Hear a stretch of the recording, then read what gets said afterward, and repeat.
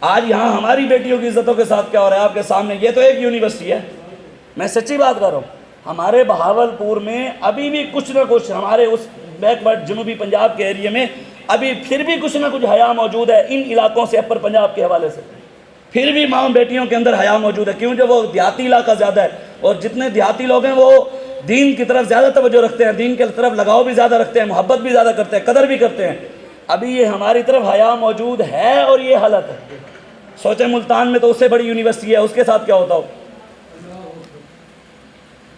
علامہ اقبال کہتا ہے نا، بیگانہ رہے دین سے اگر مدرسہ زن، ہے عشق و محبت علم و ہنر کے لیے موت۔ اقبال کہتا ہے اگر تم نے پڑھانا بھی ہے بچوں اور بچیوں کو اکٹھا پڑھانا بھی ہے، پہلے تو بات ہے، اقبال کہتا ہے یہ مدرسہ اذان جو ہے نا، یہ جو اکٹھے پڑھ رہے ہیں، اقبال کہتا ہے پہلے تو ہونا نہیں چاہیے، اگر پڑھانا بھی ہے تو پھر ان کی دین کی بنیاد اتنی مضبوط کرو بیٹیوں کی، اگر وہ یونیورسٹیوں میں جائیں بھی صحیح تو مغربی نظام ان کے اوپر غالب نہ آ سکے، وہ مغرب کی بات نہ کریں، پھر بات اپنے آقا و مولا کی کریں۔ یہ تو ایک ہے، ملتان کی کیا حالت ہو، لاہور کی کیا حالت ہوگی اگر یہاں سے پردے اٹھائے جائیں۔ آپ اسلامی یونیورسٹی اسلام آباد چلے جائیں، وہاں کی کیا حالت ہوگی، جائیں دیکھیں۔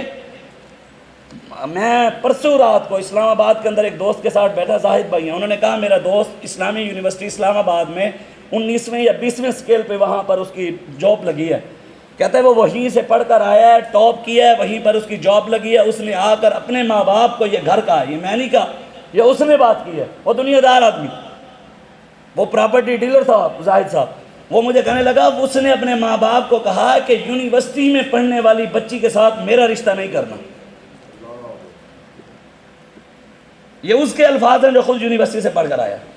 تو ہم تو پہلے ہی کہتے تھے، ہمارے بڑے پہلے کہتے رہے کہ اگر بچنا چاہتے ہیں، ہم یہ نہیں ہے کہ یونیورسٹی کے نظام کے خلاف ہے، نہ ہم یہ کہ پڑھنا نہیں چاہیے، بات یہ ہے جو اسلام نے ہمیں طریقہ دیا ہمیں اس پر چلیں گے تو کامیابی ملے گی۔ حضور نے خود فرمایا صلی اللہ علیکم ذلن، جب میری امت غلط راستے پر چلے گی تو اللہ ان پر ذلت مسلط کر دے گا، لا ینزعہ، ذلت ختم کبھی بھی نہیں ہوگی، جتنا مرضی یہ کوششیں کر لیں، جس طرح مرضی چل جائیں۔ حضور نے فرمایا ذلت اس وقت ختم ہوگی حتی ترجعوا الی دینکم، جب یہ دین کی طرف واپس آئیں گے ذلت ختم ہو جائے گی، آنا دین کی طرف پڑے گا۔ امام حسین نے گھر میں بیٹھ کر دعا نہیں مانگی کہ یا اللہ یزید کو تباہ کر، گھر بیٹھ کر مسجد نبی میں نمازیں نہیں پڑھی، گنبد خضراء پہ بیٹھ کر تویز نہیں دیے، لنگر نہیں کھائے، نذرانے نہیں لیے۔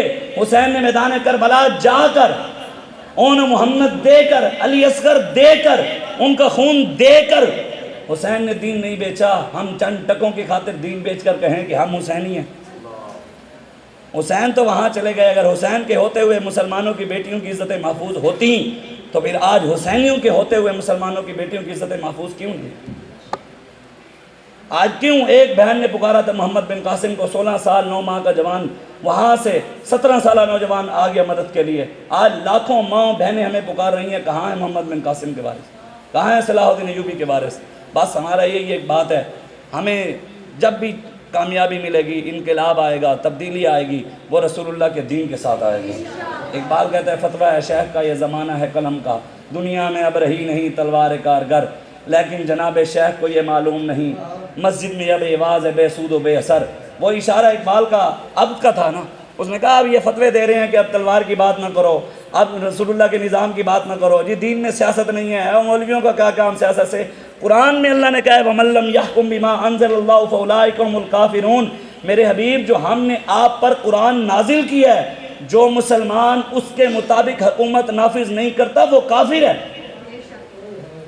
اب جو کہتا ہے دین میں سیاست نہیں ہے تو وہ قرآن کا منکر ہے۔ وعد اللہ الذین آمنوا منکم وعملوا الصالحات لیستخلفنہم فی الارض کما استخلف الذین من قبلہم۔ جب دین کے پاس طاقت ہوگی نا، محمد عربی کے غلام اوپر بیٹھے ہوں گے، پھر کشمیر کی بچیاں بھی بچ جائیں گی، پھر فلسطین کی بچیاں بھی بچ جائیں گے۔ جب فاروق اعظم کے غلام اوپر بیٹھے ہوں گے، پھر شام کی بچیاں بھی بچ جائیں گی۔ لیکن پہلے اوپر حضور کا نظام بٹھانا پڑے گا، پہلے حضور کا نظام، قرآن کے مطابق فیصلے کرنے پڑیں گے۔ اگر قرآن کی طرف نہیں آئیں گے، پہلے بھی ذلیل ہو رہے ہیں اور بھی ذلیل ہوتے رہیں گے۔ اللہ نے قرآن میں کہا وعد اللہ الذین، قرآن کا حکم حضور کے دور تک تھا، صحابہ کے دور تک تھا، یا قرآن کا حکم قیامت تک ہے؟ پھر اللہ نے کہا وعد اللہ الذین آمنوا منکم وعملوا الصالحات، میرے حبیب میرا ان لوگوں سے وعدہ ہے جو ایمان لائے، اچھے کام کریں گے، میں ان کو اس زمین میں حکومت دوں گا۔ لا یستخلفنہم فی الارض، زمین میں دوں گا، کما استخلف الذین من قبلہم، جیسے ان سے پہلوں کو دی تھی۔ ہم سے پہلے کس کو ملی؟ صدیق اکبر کو، فاروق اعظم کو، عثمان غنی کو، مولا علی کو۔ تو انشاءاللہ اگر ہم مخلص رہے، ہم نے دو نمبری نہ کی، انشاءاللہ رسول اللہ کا دین آئے گا۔ پھر یہ سب بچیوں کی عزت کی بات بھی ہوگی۔ جب اوپر محمد عربی کا غلام ہوگا تو یہ بچیں گے، یہ یہودی بچ جائیں گے، یہ امریکی بچ جائیں گے۔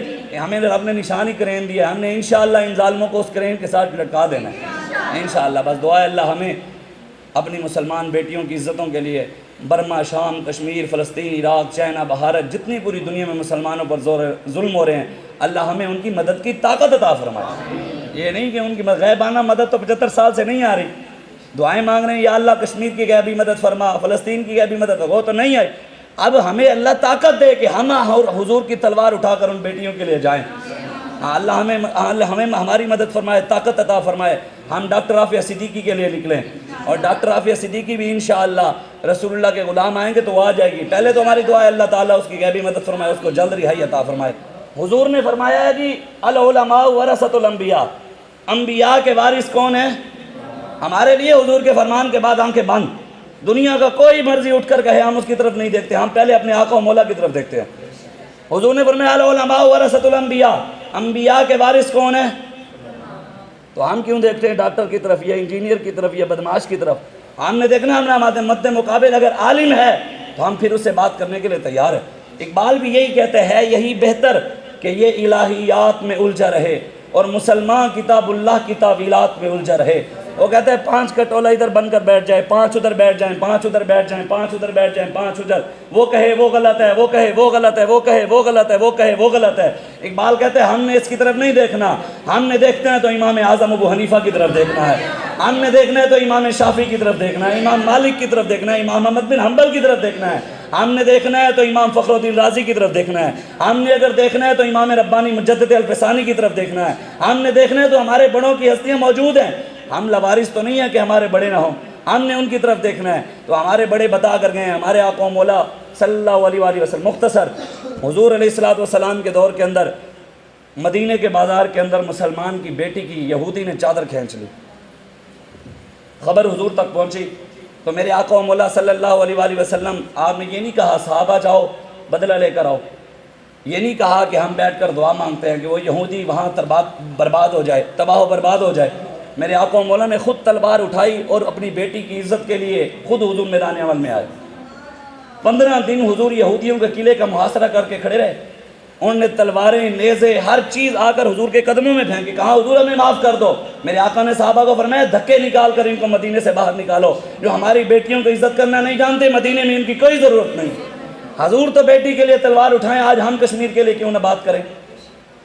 آج اگر ہر کسی کی عزت ہے، ڈاکٹر کی عزت ہے، انجینئر کی عزت ہے، دنیا دار کی عزت ہے، یہاں ہر حاجی کی عزت ہے، ہر مولوی کی عزت ہے، مجاہد دہشت گرد کیوں ہیں؟ قرآن میں اللہ کہتے ہیں یا ایھا النبی حرض المؤمنین علی القتال، میرے حبیب مسلمانوں کو کافروں کی گردنیں اتارنے کی طرف تیار کرو۔ حضور کا نام ہے نبی القتال۔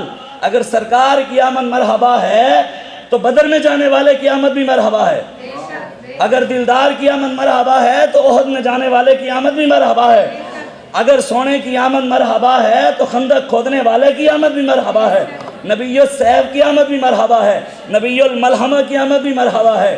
ہمارے آقا و مولا کی سیرت ہمارے سامنے موجود ہے۔